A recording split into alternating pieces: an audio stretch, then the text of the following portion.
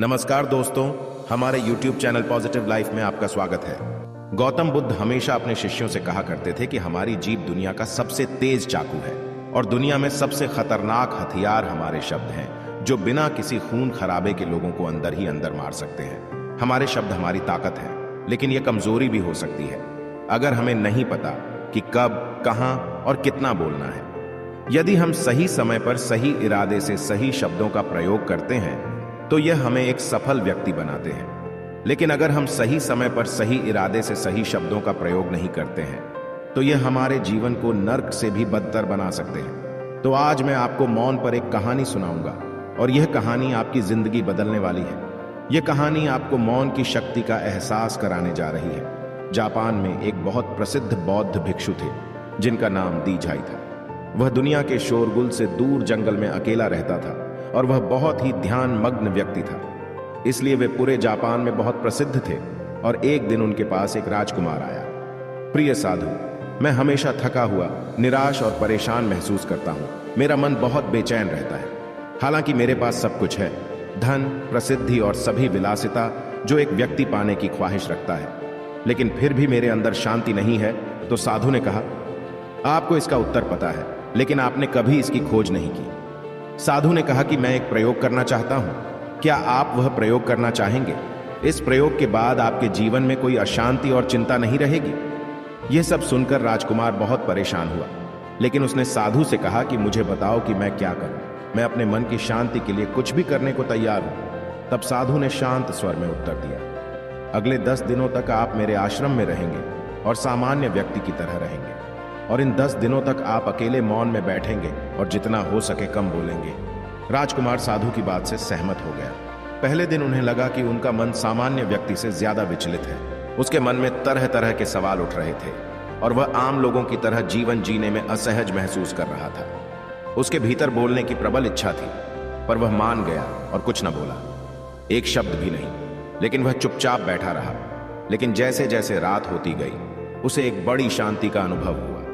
उसके लिए यह बड़ा अजीब था। वह अंदर ही अंदर खुश हो रहा था और अपने आप से पूछ रहा था कि बेचैनी कम क्यों हो रही है। अगले दिन राजकुमार एकांत में बैठा प्रकृति को, फूलों को, पौधों को, आकाश में उड़ते पक्षियों को देख रहा था। अपने जीवन में पहली बार वह देख रहा था कि उसके चारों ओर कितनी सुंदर प्रकृति है। वह अपने चारों ओर प्रकृति को देख और महसूस कर सकता है। इस तरह एक हफ्ता बीत गया और उसके मन की सारी बेचैनी, सारी उथल पुथल, सब कुछ गायब हो गया। 8वें दिन की सुबह राजकुमार की आंखें अपने आप बंद होने लगीं और वह गहरे ध्यान में डूब गया। उसने आंखें बंद की, गहरे ध्यान में चला गया। कोई चिंता नहीं थी, मन में शांति थी। राजकुमार को भीतर ही भीतर गहन शांति का अनुभव होने लगा। बाकी के 2 दिन गहरे ध्यान में बिताने के बाद राजकुमार खुद को एक बौद्ध भिक्षु के सामने पेश करता है। राजकुमार ने साधु से कहा कि प्रिय साधु, मुझे उत्तर मिला कि मेरा मन इतना अशांत क्यों है।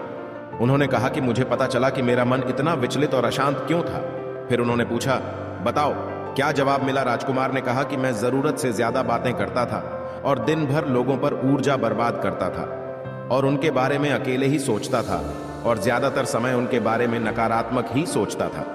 इस प्रकार मेरा समय नष्ट हो रहा था और अधिक बातें करने और सोचने से मेरा मन अशांत हो गया था। इस वजह से मैं कोई भी काम अच्छे से नहीं कर पाता था, जिसके कारण मैं लगभग हर काम में असफल होने लगा था और निरंतर असफलता ने मुझे और अधिक उदास और चिड़चिड़ा बना दिया और इसने मेरे जीवन को और नष्ट कर दिया। लेकिन ये 10 दिन बिल्कुल अलग थे। अब ऐसा लग रहा है कि अपनी जिंदगी को पूरी तरह से जी रहा हूं और इससे पहले मैं अपनी जिंदगी गलत तरीके से जी रहा था। मैंने यह भी सीखा कि हमें ध्यान करने की आवश्यकता नहीं है, ध्यान अपने आप हो जाता है। और ध्यान से मैंने पहली बात यह सीखी कि किसी के जीवन में सबसे महत्वपूर्ण घटना स्वयं को जानना है। बौद्ध भिक्षु ने कहा कि आप ही नहीं, दुनिया में ज्यादातर लोग जरूरत से ज्यादा बोलते हैं। आज भी ज्यादातर लोग एक दूसरे को नीचा दिखाने के लिए ही बोलते हैं और आज भी लोग ज्यादा बातें करते हैं और अपना जीवन बर्बाद कर रहे हैं। साधु ने राजकुमार को मौन रहने का महत्व समझाया और कहा कि एक बार शिष्य गौतम बुद्ध से पूछते हैं कि प्रिय बुद्ध, आप अधिकांश समय मौन क्यों रहते हैं? बुद्ध ने कहा, मैं गहराई में मौन रहता हूं। मौन स्वयं को जानने की पहली सीढ़ी है। यदि आप मौन नहीं रह सकते हो तो स्वयं को जानना असंभव है। स्वयं को जानने की पहली सीढ़ी मौन है। जितना जरूरी हो उतना ही बोलें और आप यहां आप पाएंगे कि 90% बोलना हानिकारक होता है। न ही बोलते तो अच्छा था। 90% मुश्किलें कम हो जाएंगी अगर लोग थोड़ा सा चुप हो जाएं, झगड़े कम हो जाएं, अशांति कम हो जाए, फेंकना कम हो जाए। बस तुम दोनों चुप रहना सीख जाओ।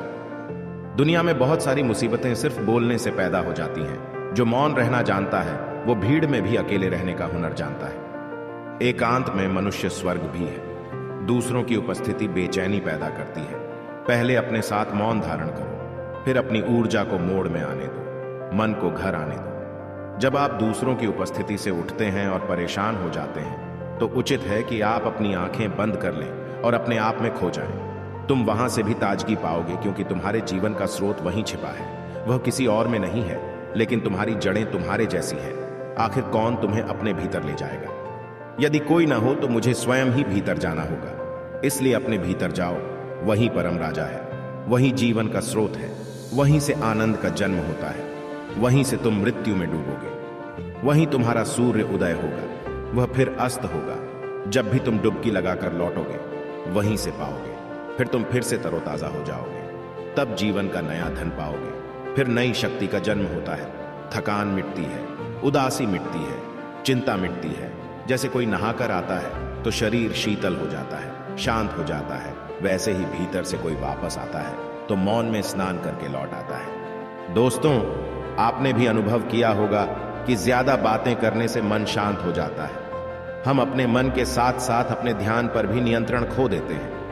जो लोग बहुत अधिक बातें करते हैं उनमें किसी एक कार्य पर ध्यान केंद्रित करने की क्षमता नहीं होती है। इसलिए वे अपने किसी भी लक्ष्य पर पूरी तरह से केंद्रित नहीं होते हैं और वे जीवन की सच्चाई को नहीं समझ पाते हैं और न ही कभी मनचाही सफलता प्राप्त कर पाते हैं। इसके अलावा आपने देखा होगा वो लोग अक्सर लोगों के बीच हंसी का पात्र बन जाते हैं और जो कम बोलते हैं और अपनी बात पर टिके रहते हैं उन्हें सम्मान मिलता है। लोग जो कहते हैं उसे सुनते हैं और विश्वास करते हैं और अशांत मन वाला व्यक्ति जीवन में किसी भी कार्य में सफल नहीं हो पाता क्योंकि उसका किसी भी कार्य में मन नहीं लगता।